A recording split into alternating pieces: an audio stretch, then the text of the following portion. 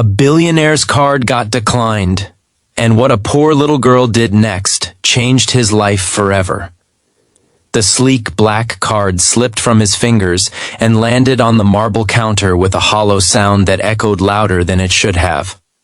The cashier's expression changed in an instant, from polite respect to quiet suspicion, as the screen flashed the same cold message again, declined. For a man who had spent his entire life never hearing the word no, that single moment felt like the ground had disappeared beneath his feet. If you believe in kindness, second chances, and the unexpected ways life teaches us its greatest lessons, take a moment right now to like this video, share it with someone who needs hope, and subscribe to the channel. Your support keeps stories like this alive. Daniel Hayes stood frozen, his expensive suit suddenly feeling heavier than armor. Just minutes ago he had walked into the small hospital pharmacy with the quiet confidence of someone who could solve any problem with a signature or a swipe.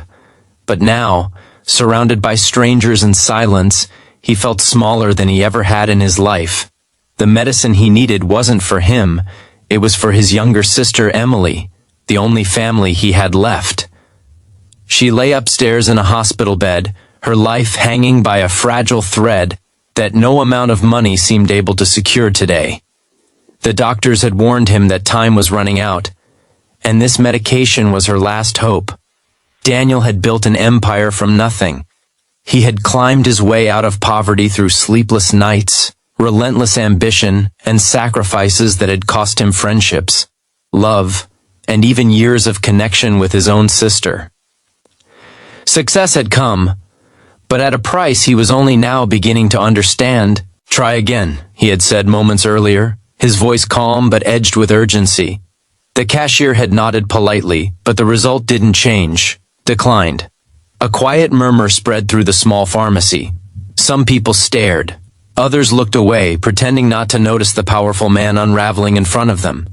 Daniel reached for another card, then another. Each one told the same story. Something had gone terribly wrong. His phone buzzed, but he ignored it. Right now, nothing mattered except Emily. That was when he noticed her. She stood near the corner of the pharmacy, barely tall enough to see over the counter. A little girl, no older than 8, wearing worn-out sandals and a faded dress that had clearly seen better days. Her hair was tied in a loose ponytail, and her small hands clutched a tiny cloth purse. She had been watching him the entire time. Daniel tried to focus back on the problem, but the weight of helplessness pressed harder with every passing second. For the first time in years, he felt what he had once known all too well, what it meant to not have enough. The pharmacist cleared his throat gently and said that without payment he couldn't release the medication. Rules were rules. Daniel swallowed hard. The words felt unreal. He turned slightly, running a hand through his hair, his mind racing for solutions that refused to come. He had contacts, influence, power, but in this moment none of it was accessible. Technology had failed him, timing had betrayed him, and pride had kept him from building the kind of relationships that might have saved him now. And then something unexpected happened. The little girl stepped forward. At first, no one noticed. Her footsteps were soft, hesitant, yet determined. She approached the counter slowly, placing her small cloth purse next to Daniel's sleek black card. The contrast was impossible to ignore. The room fell silent. Without saying a word, she opened the purse and began emptying its contents onto the counter. A few crumpled bills, some coins, a couple of folded notes that looked like they had been saved for a very long time. It wasn't much, in fact it was barely anything, but to her it was everything. Daniel stared, confused at first, then stunned as realization hit him like a wave. The girl looked up at the pharmacist with wide, sincere eyes, her voice barely above a whisper as she asked if it would be enough. The pharmacist hesitated, clearly unsure how to respond. The little girl then turned her gaze to Daniel. There was no judgment in her eyes, no pity, just pure, simple kindness. The kind that doesn't calculate, doesn't hesitate, doesn't ask for anything in return.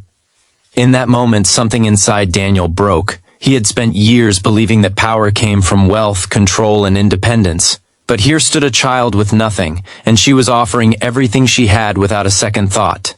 Tears welled in his eyes, something he hadn't allowed himself to feel in a very long time.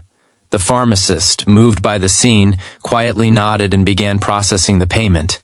He didn't count the money, he didn't question it. Sometimes humanity speaks louder than numbers. Daniel couldn't find the words to thank her. He simply stood there, overwhelmed as the weight of his life's choices came crashing down on him. For years, he had been too busy building a future to be present in the moments that mattered. He had missed birthdays, ignored calls, postponed visits, always believing there would be time later, but later had almost run out. When the pharmacist handed over the medication, Daniel took it with trembling hands. He turned to the little girl, wanting to say something meaningful, something worthy of what she had just done, but all he could manage was a quiet, broken thank you. She smiled. Not a grand smile, not one filled with pride or expectation, just a simple, gentle smile that seemed to say she had only done what was right, and then she picked up her empty purse. Daniel watched her as she turned to leave, her small figure blending back into the ordinary world she belonged to. A world he had once known but long forgotten. But this time he wouldn't let it go. He followed her outside, calling out softly. She stopped, turning back with a curious expression. That was when he noticed something else. Her eyes carried a kind of maturity that no child should have. A quiet understanding of hardship, of struggle, of giving even when you have nothing left. He learned that her name was Aisha, that she had been saving that money for weeks to buy food for her family, that her mother was sick and her father was no longer around, and yet when she saw someone in need, she didn't hesitate. Daniel felt a deep sense of shame, but also something else, something new, hope. For the first time in years, he realized that wealth wasn't measured in numbers. It was measured in moments like this, in the ability to give, in the courage to care. He promised himself right there that this wouldn't be the end of their story. Days later, after Emily's condition stabilized and the immediate crisis passed, Daniel began searching for Aisha. It didn't take long. Small communities have a way of knowing each other, of remembering acts of kindness. When he found her again, he didn't come as a billionaire. He came as someone who had learned. He ensured her mother received proper medical care. He arranged for Aisha's education. But more importantly, he stayed present. He showed up. He listened. Because this time he understood that real change doesn't come from writing checks, it comes from showing up when it matters. Daniel's life began to shift in ways he never expected. His business decisions changed. His priorities evolved. He started investing not just in companies but in people, in communities, in second chances. And all of it began with a single moment in a small pharmacy, when a poor little girl did the unthinkable. Before we reach the end, take a moment and tell us in the comments, have you ever witnessed or experienced a small act of kindness that changed everything? Because sometimes, it's not the grand gestures that transform lives. It's the quiet, unexpected ones. Years later, Daniel would often think back to that day. Not as the moment his card was declined, but as the moment his life was rewritten. Because in losing control, he found purpose. In feeling helpless, he found connection. And in receiving kindness from someone who had nothing, he learned what it truly meant to have everything. If this story touched your heart even a little, don't forget to like, share, and subscribe. Your support helps spread messages of hope, kindness, and humanity to more people around the world. And remember, sometimes, the smallest hands can make the biggest difference.